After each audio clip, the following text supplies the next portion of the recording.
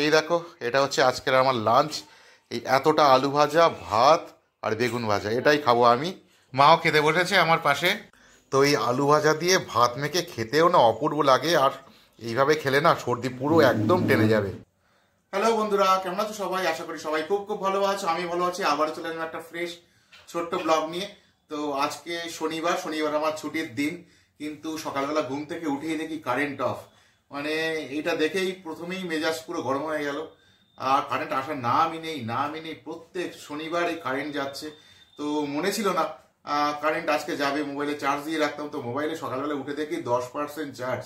তো ভিডিও করব কি, মানে ব্লগ করব কি, আর মোবাইলটা খোলাও তো দরকার, মানে খুলে রাখাও তো দরকার। মোবাইলটা যদি বন্ধ হয়ে যায়, কেউ ফোন করলেও পাবে না।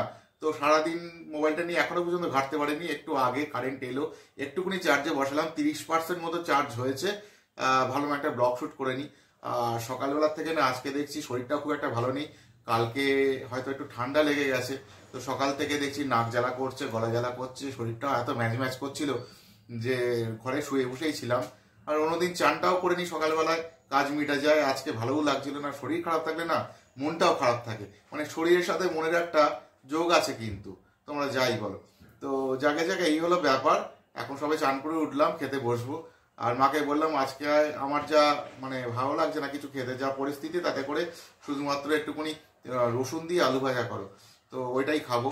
আর তোমরা যারা জানো না একটু বলে রাখি, মানে যখন সর্দি টর্দি হবে, গলা জ্বালা করবে, নাক জ্বালা করবে, এরকম একটা ব্যাপার ট্যাপার হবে, তোমরা একটু ওই রসুন দিয়ে, পেঁয়াজ দিয়ে একটু আলু ভাজা করে খাবে, একটু গোলমরিচ থাকবে তার মধ্যে, গরম ভাতে এটা খাবে, দেখবে অনেকটা রিলিফ পাবে, সর্দিটা টেনে যাবে। তো সেটাই মা করেছে, আমি ওটাই খাবো।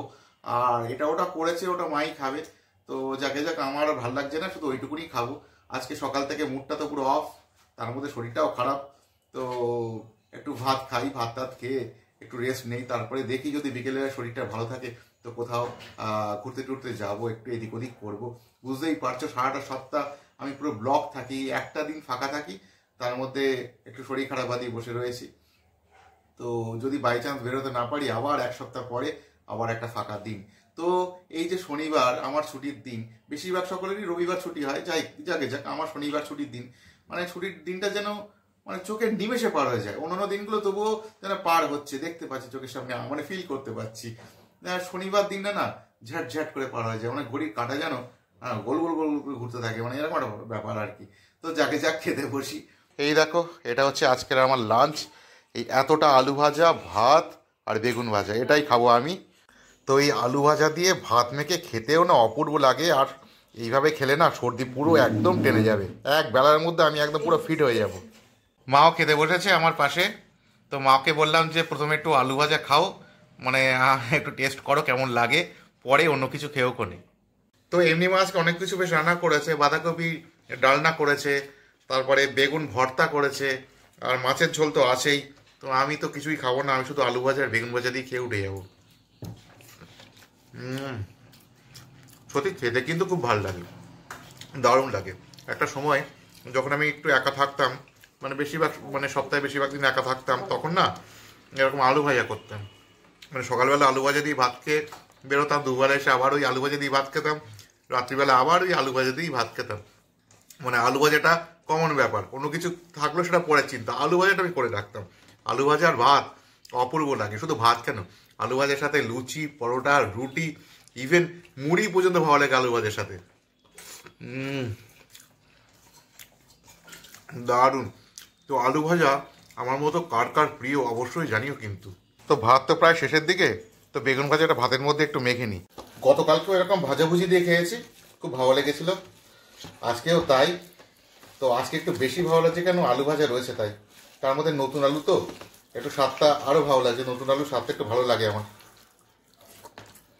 বাহ,